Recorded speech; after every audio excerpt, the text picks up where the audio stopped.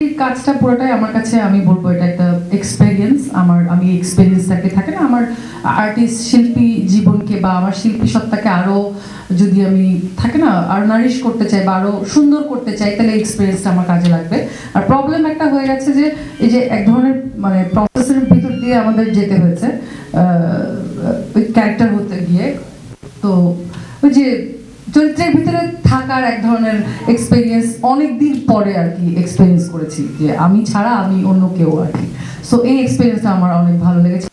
Thank you শঙ্কদা যে for trusting me, and আমি চৌকিকেও ধন্যবাদ জানাতে চাই। এবং আমি আরেকটা জিনিস বলতে চাই যে বাঁধন আপু, আমি পাঁচটা থাকতাম মাঝে মাঝে যে 6টায় কল থাকলে সে 5টায় উঠে বসে থাকে, তো থাকে না আগে উঠতে হবে।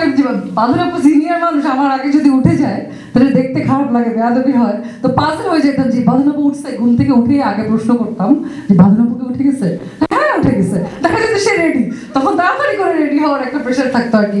তো এরকম মানে মানে গুণী শিল্পীদের সাথে কাজ করতে পারার একটা অভিজ্ঞতা মানে, এবং I am very grateful for that. Hello, আমি সাইম। এটা